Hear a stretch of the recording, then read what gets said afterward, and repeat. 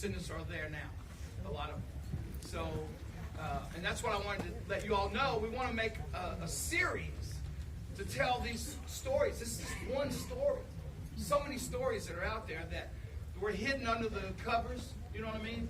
And we have well, as a filmmaker, I have a duty to tell stories, but might as well tell the truth, right, Jim? So that's a good question. Well, I wanted to, I don't know where Gene's at. Gene, can you come up here, please? Got to bring Gene to the Hopkins book.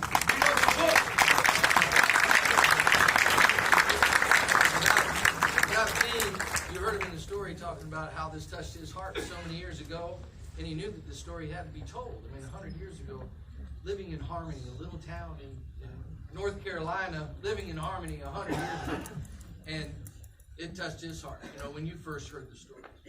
And then how we met was just absolutely. So, Gene, you got to say something. You Yeah. came all the way here to Tennessee. All right, that's good. Thank you for Gene. No, it's an amazing experience to have this story break out of North Carolina and be here in Tennessee on its way to the rest of the world.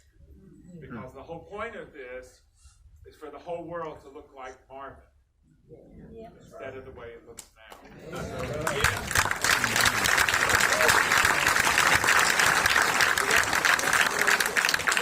So many things we sit here and talk for hours because the way that it got to myself and Silk is really unbelievable. There's so many connectivity points as to how we got involved.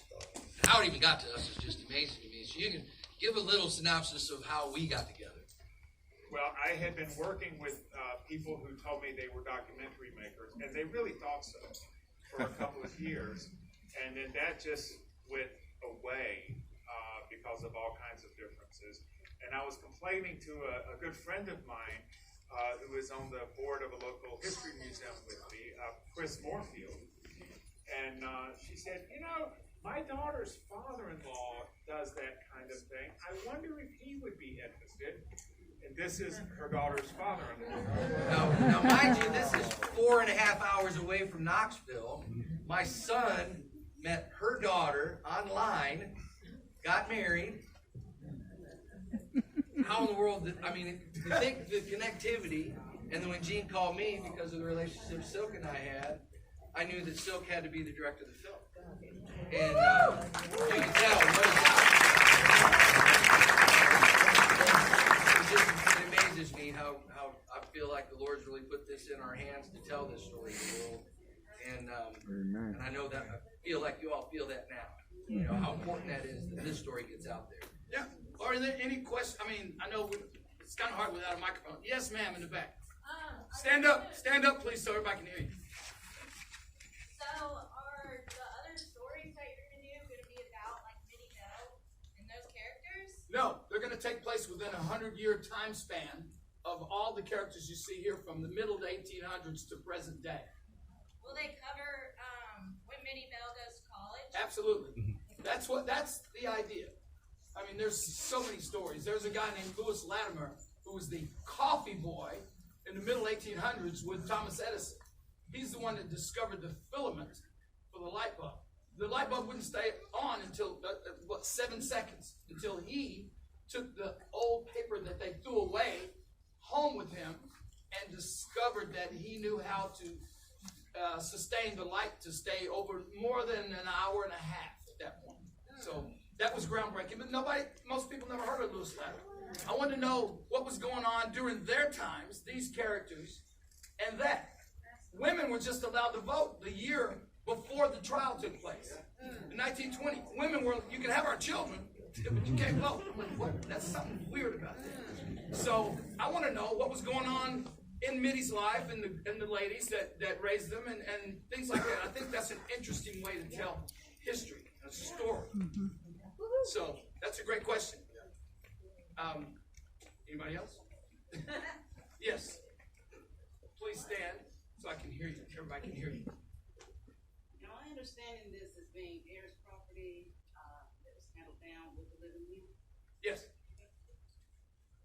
Yes, right, Gene? Question. I'm not sure what it is. Well, it's still alive today, right? Is that what you mean? Right. Well, the math is that Mitty had 6 children. 4 of them are still living in house lots on the land.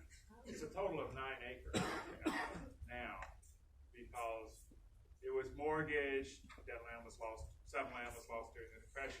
But the interesting thing is that when Mitty divided her land in 1952, each of the children got about 40 acres.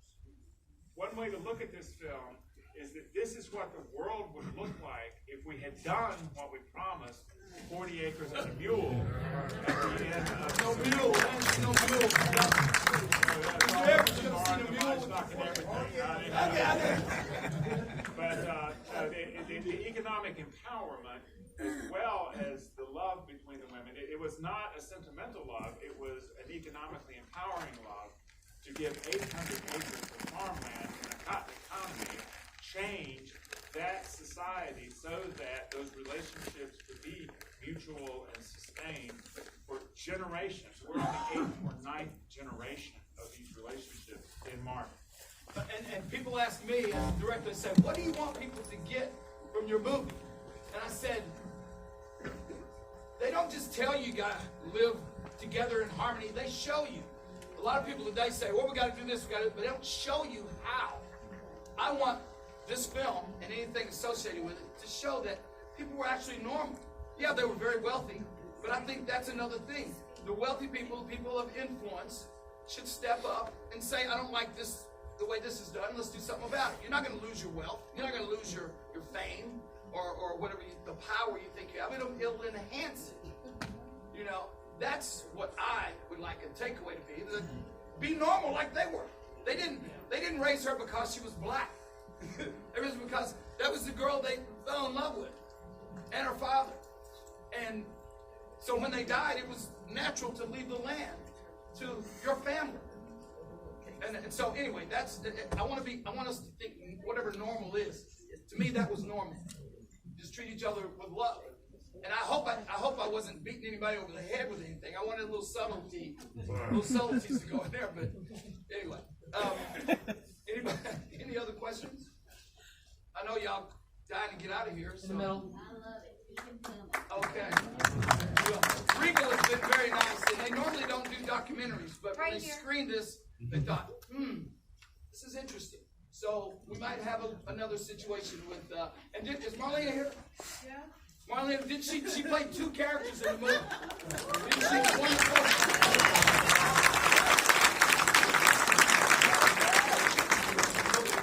Marlena, did you have something to say? You want to come up? Come up. I really didn't. I was just coming up with an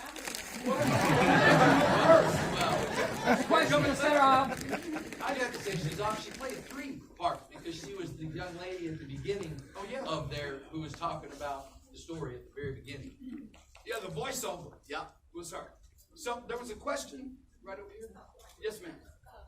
What happened to the property that was taken to losing tax? Did they do something with the property? Did they build something, or just what happened to it? Go ahead, Gene. Most of that property now holds houses that are valued at $500,000 up to several million. The Marvin is usually ranked as the most affluent community in North Carolina and on the list in the nation because of the wealth that has come down in that direction from Charlotte and the kind of people who have bought there. But as you saw, the images that you saw at the church at the picnic were filmed in August of 2019. It looks exactly like it did in July of 1992 when I first visited Banks Presbyterian Church and saw those relationships. So that has endured. That is still the heart of that community. And we created a map of the 1,400 acres that Maggie owned, and a lot of people are finding that map and finding, oh wait, I live on this land. I got a note on Facebook just a couple days ago from a lady who said, oh my goodness, I live on the land that Maggie owned. And that's great. If anybody, hopefully you did like the film, you know, you can, they can let people know that you like it. So We just launched a website this morning. It's called inheritthelandmovie.com. thanks to Rich DeForest, wherever we are. Where's Rich? Where's Rich? There he he is, is. right there. Put this And together in Brooke, with Networking Today International right here in Knoxville, Tennessee, reaching all across the world. You can hear more about him with NTI. Yep.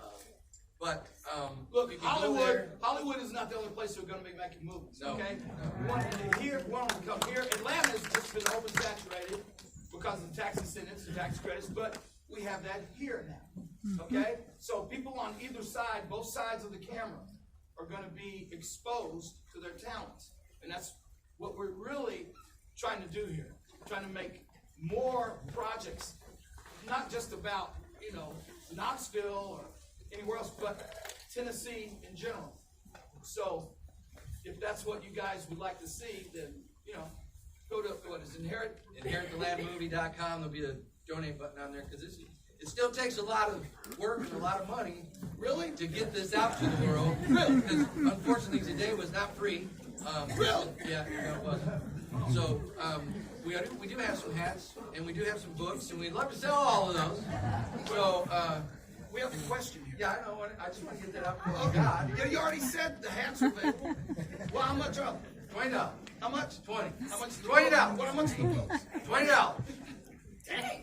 Make it easy, folks. Make it easy. Great Christmas present. It is. Well, wait, the question over here. Yes. So where can most people go and actually see this movie now?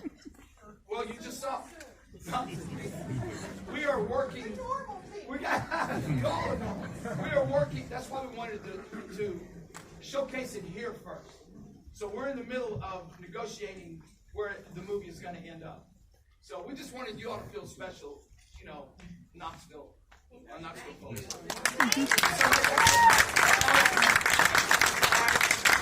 sir. 13-year-old daughter just made a great point and a question. Okay. And consider this as part of your future. She wants to know, why is this not being taught in our school?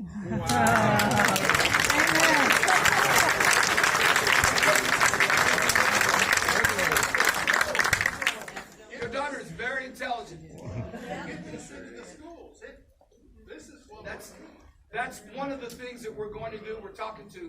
I want to talk to the younger schools. I mean, middle schools, high schools, and definitely colleges all over. So, I mean, it's history. It's not black history. It's not white history. It's not Asian history. It's not Hispanic history. It's history. It's our history, American history. Okay? And I like what Morgan Freeman said. They asked him, they said, well, what do you think, how do you stop this racism and all this stuff? He goes, stop talking about it. He goes, don't look at me as a black man, I won't look at you as a white man. Look at me as a man. If somebody does something stupid, they don't do it because of their race. They do it because of what's in there. And that's what these beautiful people that we're telling this story about told me. The book, the absolutely brilliant book, it's so good. It's like, have you ever read something that's bad and you got to keep going back and go, what happened? You don't do that here. It's like eating a nice meal. So if you want to have a nice read, or it really is a good book. That's why when I read it, I thought, how come I didn't know about this? I was mad at my teachers in Carnes because they didn't tell me. But they didn't know. I'm serious. Most teachers don't know because they only learn a certain part to teach. And we got to change that. And as a filmmaker, I think it's my job, I guess, to do that. Yeah, it's a responsibility it is. So, any other questions? Yes. How did the residents feel about you making this movie in March? Oh, tell them, Jim. I've been talking too much. Oh, listen. They just were Loud, so they can hear you. They were overwhelmed with joy, the fact that their story was being told. But what was so wild was they were like, well, this is just normal to us.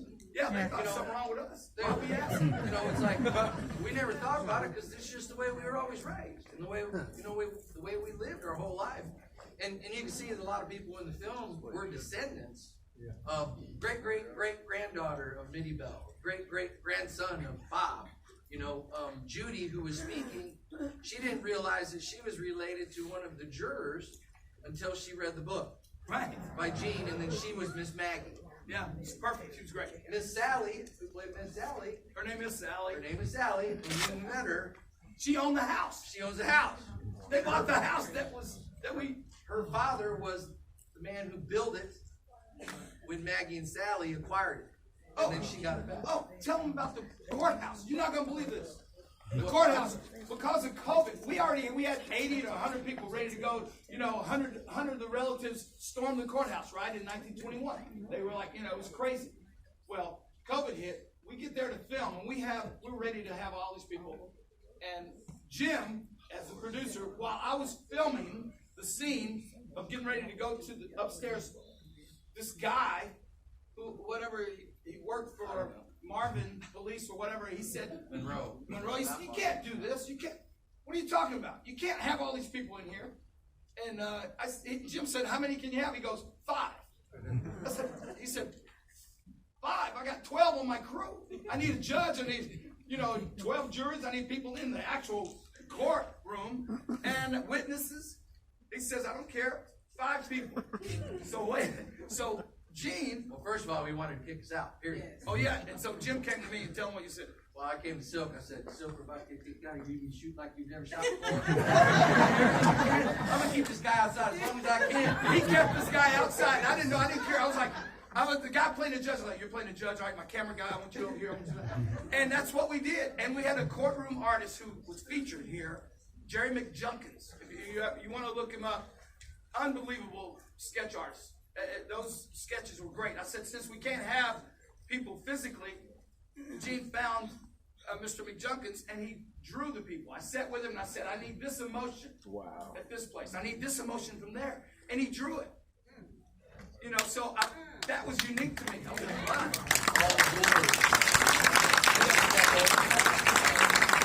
So any other questions, or you got something to say? 4th row mid, right here. Yes. 4th row mid. Yes, I see your hand. I think. Who is it? Okay. Me? Daughter. Kind of nervous to ask what I want to ask. Been a mom of 7 children. When I saw the scene with when they lost the baby, Yes. and they covered it up, documented it up, or whatever. My question is, did she ever find out, or did she know she was pregnant before, she had gotten sick, and they covered, they buried the baby in the garden, and did they ever tell her she was pregnant and lost the baby? And did they show her the landmark? And is there still a landmark today where that baby was buried? Gene? She knew she was pregnant. I have 6 children of my own, and I'm not sure I understand that part of the question because my wife never questioned whether she was pregnant. But yeah, she knew she was pregnant. She knew the baby died. The baby was buried in the garden. The interesting thing in the book, that there's not room for everything in film, their neighbor, Frank Crane, in a parallel situation, and the cousin's lawyers made all kinds of hay with that incident, is immoral, blah, blah, blah, blah, blah. What they didn't say is that Frank Crane had gotten his stepdaughter pregnant, and when that baby was born, they threw it down the well. So, See, I didn't want to put all that stuff in there. If they want to do their research, they'll find all that out. I wanted to keep it. It's in the book. The books are over here. They're $20. Make great. You see why it needs to be a series. So you can tell those stories. In a movie, if this was a feature film, it'd be like what was the movie that Tom Cruise did? It was like 17 hours long. He made us look at it. You know which one? Well, anyway, that's why we had to make it like the way we did. Otherwise, it would be just keep going. A documentary, you can just, when do you stop? Where do you stop? That's the thing that you got. I was, as a director, I'm like, well, let's keep going. Let's go back to when Minnie was this age and when she was this age. And the lady that played the cousin that wouldn't, like, she was like this. She goes, I don't like Negroes. She represents so many people. They don't feel there's anything wrong with that. That's the way I am. So what? Y'all want to get something to eat? They're in the same sentence. So she's not a bad person. So I wanted to let people know there's nothing wrong with that. It's her personality, her choice. She didn't badmouth anybody. She just goes, I don't want to take it. No. she might change. Just like the lady at the end. They were saying, all these neighbors in the road, oh my God. Well, okay, and what's your problem? And she realized, well, I never really thought about it. Exactly.